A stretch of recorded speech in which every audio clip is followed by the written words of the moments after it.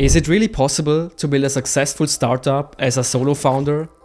I have coached over 50 startups and built 2 companies myself, and I can tell you, yes, it's absolutely possible. But you need to use the right strategy, or you will waste your time and your money, and your startup will fail.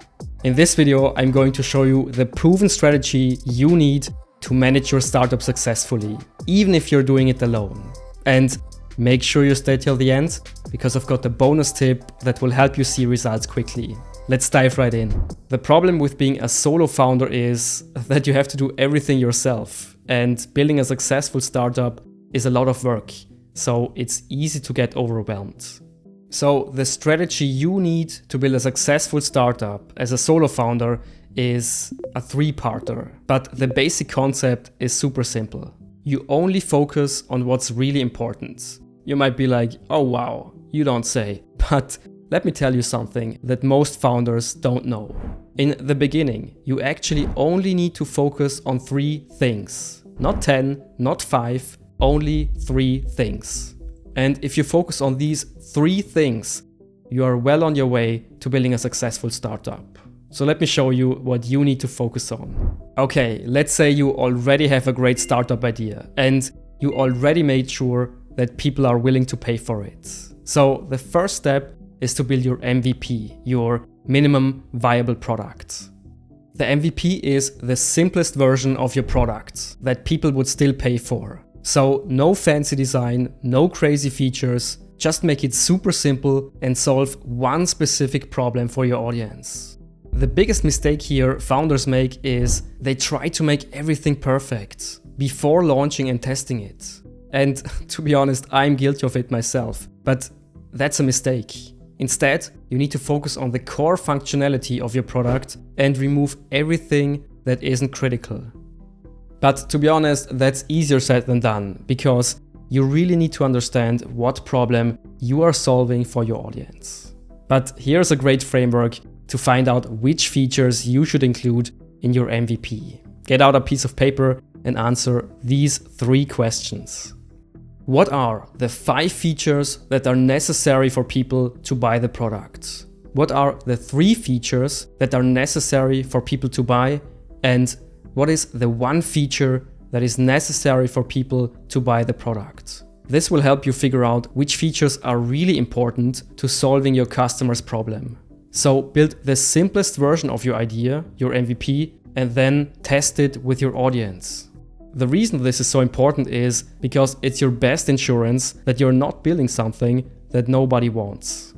So this is the first critical part of this proven strategy. Now I want you to take a second and write down the 1 key feature your MVP must have or your product must have.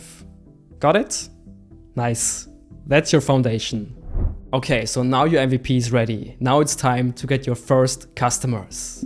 So in the beginning, this is important to understand. You don't have time and money for long-term marketing strategies like content marketing. What you need are instant results. You need a channel that brings you customers fast. And one of the best marketing channels in the beginning is to reach out to people in your personal network, people who already trust you. Let's break it down. First, make a list of everyone you know and sort them by trust level. Family at the top, then friends, then colleagues. And you start at the top of the list. But when you reach out, you don't sell directly. You explain what your product does and who it helps. And then you would ask, hey, do you know anyone in your network who would find this solution valuable? And this is important. You don't ask for a sale directly. Ask them to connect you with someone in their network who could benefit from your product. For example, if you're launching a fitness app, you could say, hey John, I just launched a fitness app that helps users create personalized plans in just a few clicks. Do you know anyone in your network who would find this valuable? Reaching out to your personal network is one of the best ways in the beginning to get customers, especially if you are a solo founder. And later on, you can add more marketing channels like content marketing or email marketing. But in the beginning, I would highly recommend you reach out to your personal network. Before we continue, I quickly want to share something with you that will help you on your startup journey. my Startup Success Bundle. I have distilled everything I know from coaching over 50 startups and billion-dollar companies worldwide.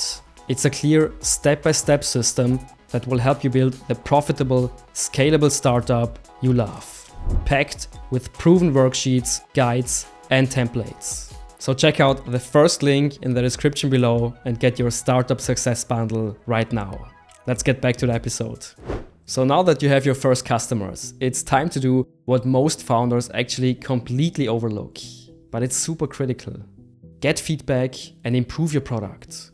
Here is the thing, as a solo founder, customer feedback is your secret weapon because it can set you apart from all the competition out there. You basically only build your product around customer feedback. So you build your product specifically for your target audience.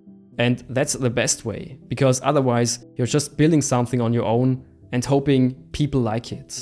And that's a risky path.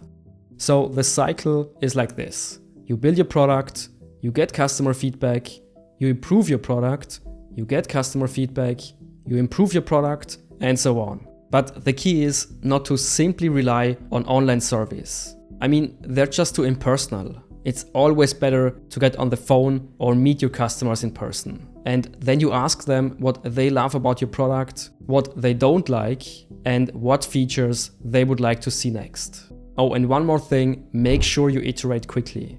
Don't wait months for a major release. It's better to ship improvements as soon as they are ready. Okay, here is the bonus tip I promised you. And trust me, this can be the game changer for your startup if you are a solo founder. Aim for 90%, not 100%. Don't try to do everything perfectly. Have you ever heard of the Pareto principle? It's also called the 80-20 rule. And the idea is simple. 80% of your results come from 20% of your effort. So focus on the 20% of tasks that really move the needle. For example, instead of spending weeks tweaking your website and making everything pixel perfect, get your product in front of customers. Because this will get you real results. I mean, when I started, I did exactly that. I spent endless hours building my website, making everything pixel perfect and looking for the right colors. I can tell you it's a waste of time. But now I know exactly what my 20% are, and that's where I focus my time and effort. So look at your to-do list right now. What's the one task today that will bring you the most results? That's your 20%, and that's where you need to focus. Now you know how to manage your startup as a solo founder. But all of this is useless if you don't know how to get your first customers. So check out this video where I will show you 5 low-cost marketing strategies to get customers early on. But before you go, make sure you subscribe to the channel for more pro tips and powerful frameworks on how to build a successful startup. I'll see you in the next episode real soon. Bye bye.